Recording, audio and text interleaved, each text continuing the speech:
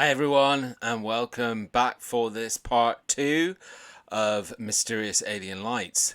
I'm not always going to do a part 2. It seems to be a trend that's emerging. I did one with special UFO footage. That was the last subject matter, and that got a part 2, and this one's got a part 2. But take it from me, it wasn't a plan. It's not something that I'll do for each subject that we raise for the vault. But here we are with part 2, and the reason why I'm doing a part 2 is because Dani, who originally shared the footage that was used in the episode Mysterious Alien Lights, she got in contact after the video went up on YouTube and gave me not only details like dates and time, which is going to really help a lot of the guys that have already put comments both on YouTube and on Facebook, because, you know, with the date and the time, lots of the guys were talking about things like festivals or rugby matches, etc., etc. So now we can, there's people that live locally that have been watching the first video that maybe they will be able to tell us whether there was an event or something going on in that location where the footage was filmed. So lots of useful information, and Dani's given a kind of blow-by-blow kind of outline as to what was happening when she was filming the footage, or what was happening before and after. So I thought it would be really, really interesting.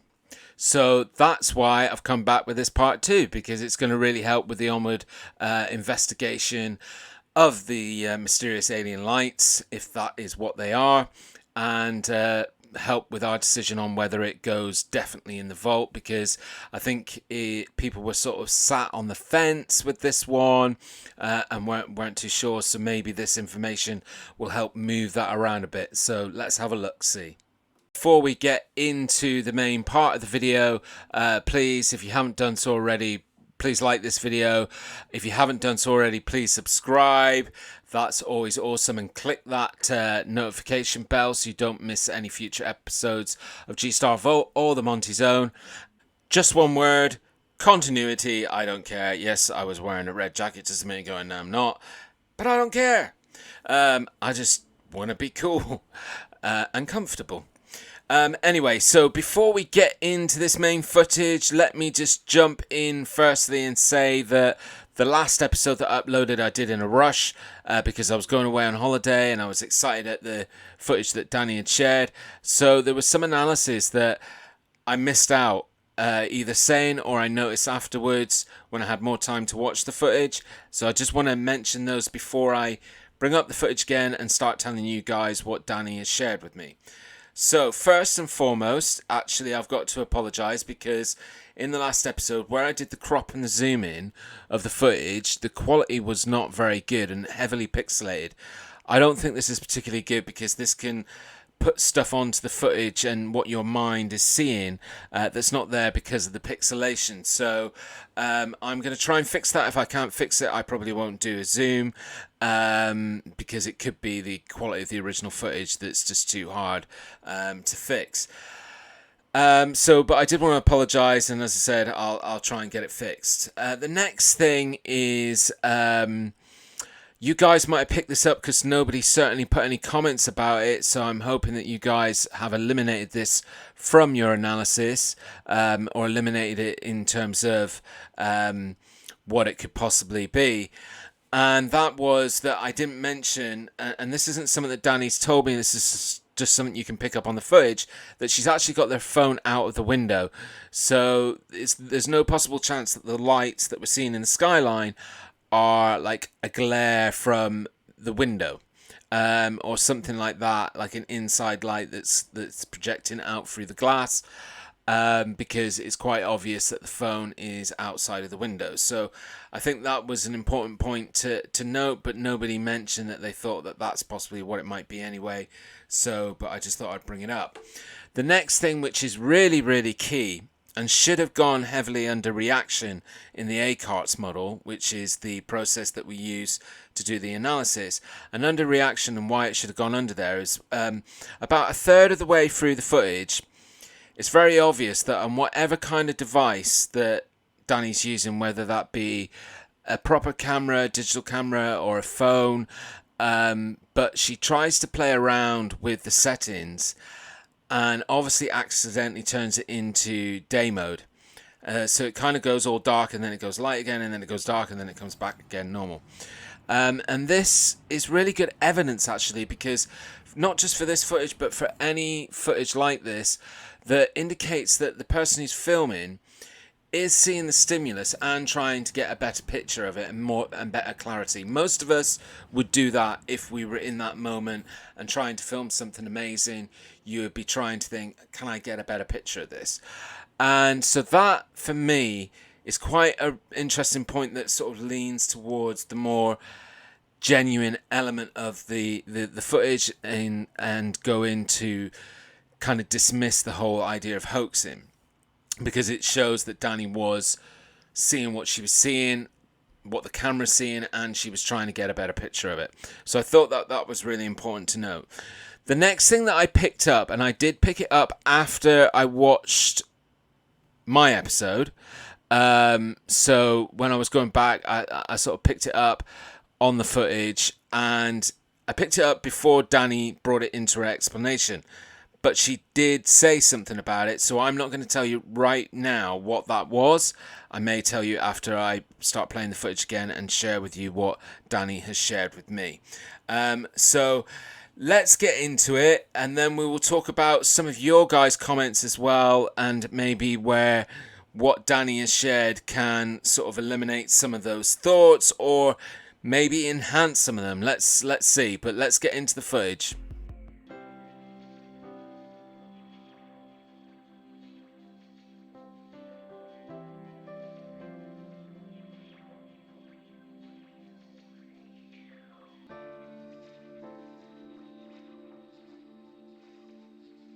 So firstly, some of the information that Dani's given me after the original episode 1 was uploaded onto YouTube. And firstly, she gave me the date that it happened. So it happened on the 14th of August this year, 2021. And it took place at 20 past 10 at night, so 22:20. So that'll be really good information for a few of the guys who have been putting comments down, like Kevin Worrell, where he was saying that he's from Warrington and that possibly there was a rugby game, or there are rugby games that go on in the area and they may be using lasers or spotlights or something like that you see at like sports matches, or it could prove whether there was a concert going on in the area or whether anybody else saw anything similar or mysterious around that time at 20 past 10 on the 15th of August in Warrington. So that's really, really useful to know. So here is the story that Dani shared with me as to what was happening when she filmed this footage, or why she started filming. So let's get into it. I was watching TV, and at one point in my periphery I saw bright lights moving, but I thought it's a reflection from my TV, so I didn't pay enough attention. But then it started flashing super fast, so I went to check what it was, and that's when I saw that it was a lot of lights, one under the other, spinning super fast, and the whole situation was happening super fast as well. The distance was maybe about 150 meters to 200 meters max. So I took my phone to record it, because a few months ago I saw something similar and I missed the opportunity to make a video. When I came back to the window, my couch is literally 2 steps away from the window, the lights were already separated into 5 bigger solid bright lights, somehow, and a little more further in the sky, but still close enough to see it perfectly. Then 3 of those lights flew to the left and disappeared, and the other one was gone behind the cloud, and this is when they started flashing blue and yellow. Just want to mention, this cloud was really low compared to the other clouds. So for about 7 minutes it was flashing blue and yellow and then solid white light from both sides. My boyfriend, who was with me, said at that point they started the engine and they flew off so fast. I want to mention a few things. When I started recording the video, the quality was poor. That is very strange, as I have an iPhone 11 Pro and the quality of every pic and video is perfect, and on this video it is not. This is not a laser or a projector simply because you can always track the light path onto the ground. There does not exist projectors which only project a certain spot without you being able to see where the light is coming from, even if it's the exit point that will be out of our planet's technology. These are comments that Dani's making. In my case, the lights were coming only from behind the cloud and it was very bright. Then she says, in the last seconds where the starting of the engine, my neighbour's lights were on suddenly and then all off, and when that disappeared they were back on. So that is the part of the footage that I saw before I received this from Dani, and we'll talk about that in a little bit more detail in a little bit. But there's one last thing that Dani shared with me. It is not a concert or any event because I live in different directions and the lights come from the direction where it's only houses and not as far as the graveyard where I live. So I think what she's trying to say there is that there are things that go on in and around Warrington and she's aware of them, but they never cast lights looking out of her window because she lives in the wrong direction from all of that activity. And then she mentions that she's seen a similar video somewhere in the US, and she's not wrong there because I recently came across something, but I didn't think to save it, and now I can't find it. But I will hopefully be able to try and find it in the future, and if I can, I'll put a link in the comments or the description. As I mentioned, this is the last bits coming from Dani. As I mentioned about earlier this year, I saw 3 very strange green lights above the house. But in this current video, they stay for a couple of minutes there, and then they start to move very weird and fast in different directions. Then they make a triangle shape and flew into the sky very fast. My boyfriend saw that too. And maybe what she's referring to there is the thing that I pointed out that you see in the cloud, where it looks like there seems to be some sort of shadow of an object, and maybe that's what she's referring to. But that's all the information that I got from Dani, so let's talk about that now in comparison with some of the comments that we've received from you guys. Hi guys, and welcome back. Hope you enjoyed watching that footage again and also hearing Dani's explanation of what was actually going on at the time and also the important details that she shared. And that brings me on to a really important point actually, because you probably heard me mention it a couple of times in that narration where I was making comments of my own and saying genuine.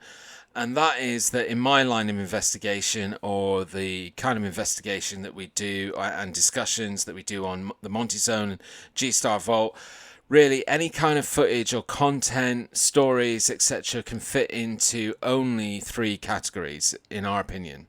And that would be, number 1 would be fake or hoax. So that's pretty self-explanatory, that the conclusion is that it's somebody faking or hoaxing. Number 2 is that it's genuine but misidentified. So that means that the person isn't trying to hoax us. They genuinely don't know what it is. They're sharing the content in the hope that other people can help shed some light, and it's our job to look for the explanations that fit into the world of science, or we can back up with evidence, and that gives a reason and a logic to what we're seeing, and a really solid explanation. But ultimately, the person filming or sharing the content or the story is being 100% genuine with us. And then number 3 is the golden nugget. It is that, without a shadow of doubt, it is something alien in origin, or it is something cryptozoology, or anything. It's a genuine ghost. And that would be that there is no other explanation, and we've exhausted all kind of realms of science and logic, and nothing can explain it, and it's been analysed, and that analysis doesn't offer any further explanation only to back up you know, the concept that it really is what we are seeing. So hope that all makes sense, but I just wanted to clarify that, because I can be talking about something and saying it makes it seem more genuine, and that doesn't mean to say that I think it is you know, what it's been labeled as. It might just be that I believe that the person isn't trying to fake or hoax us. Now that we've got all this extra data from Dani, let's get into some of your guys' comments, because that information may help with onward investigation or eliminating some of those thoughts.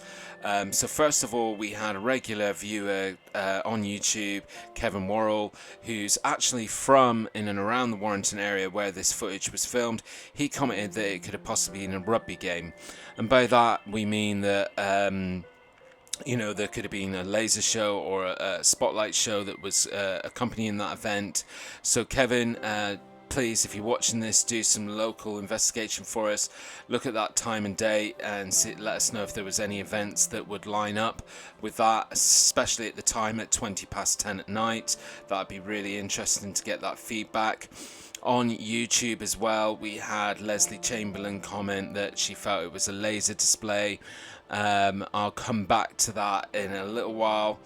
And then a big friend of our channel and a regular co-host with us on the Monty Zone, Daniel Godwin, he put in a really good point that where this footage was filmed is quite close or not too far away from Pendle Hill.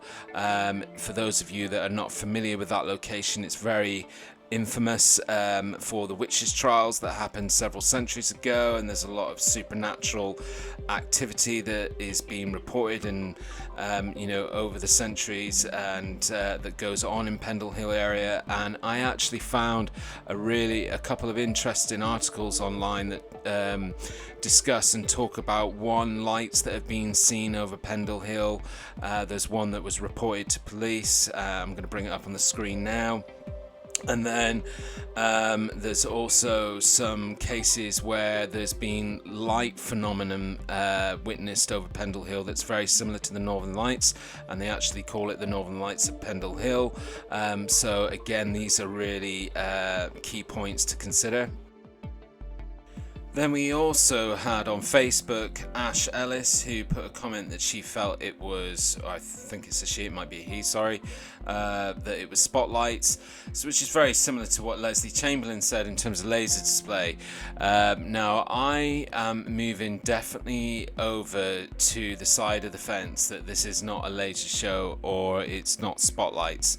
And the reason why I feel confident to say that is because I have actually seen firsthand plenty of laser shows and spotlight shows, etc., from things like music concerts, festivals, and nothing that I've seen would instantly make my mind go, that's what I'm seeing on this footage.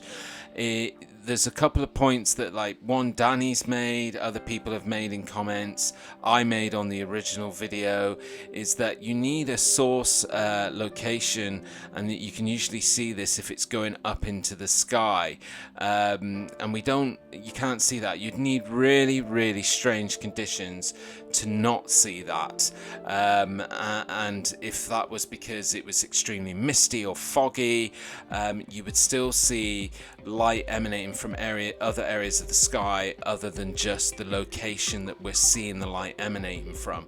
So I lean definitely very heavily away from the whole laser show and spotlights, etc., as an explanation for this footage. Okay guys, so one last thing for me to highlight. I mentioned it earlier, I said I would come back to it because Dani mentioned it in her comments that she sent to me as well. But at the very last few seconds of this footage, there is something that's slightly strange that I noticed after I did the initial video and analysis. And that was that in two of the buildings, two of the houses across the road, and it is two houses, I've gone back and double checked, and the upstairs, all the bedroom lights switch off and all come on, so that indicates that there was maybe a power surge or a power cut, and therefore some sort of electrical phenomenon. why that is interesting is that it's very synonymous with UFO stories, UFO footage, UFO abduction cases, that there is electrical disturbance of some sort, whether that be generated by, magnetic disturbance, etc. But it's very strange that that was, and you can see that in the footage, and I'm going to try and play it to you now so that you can see what I'm seeing and what Dani made the comment on.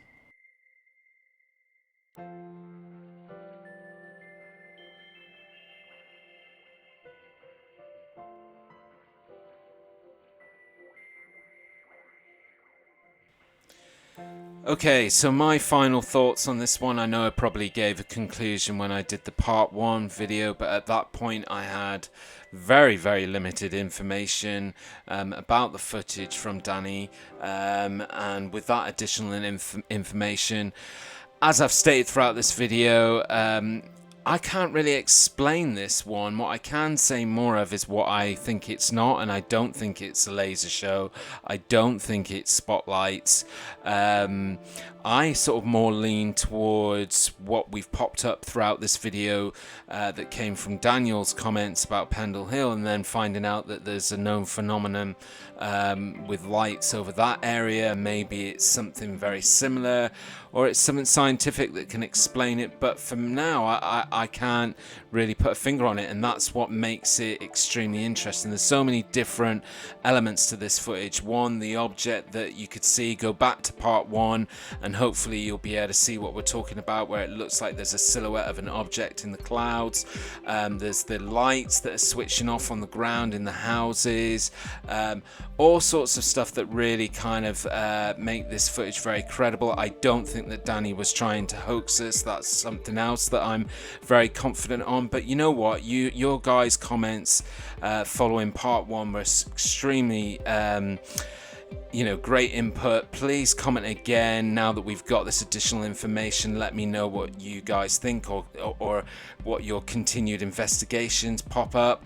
But again, thanks for getting involved, and like Dani did, if any of you join us on the Monty Zone here on G-Star Vault or on the Facebook channel, please share any first-hand experiences that you're having, whether that's in the area of cryptozoology or ghosts or the UFO phenomenon. Please share with us so that we can investigate it together and comment on it. And some exciting news, we're going to be coming up with the second season of Monty Zone's going to be launching soon. Keep your eyes peeled on more information on that one. And all that remains is for me to say, guys, thank you for joining. Please put your comments in and let me know what you thought of the additional data. And I'll see you next time on G-Star's Vault. Thank you, guys. Bye.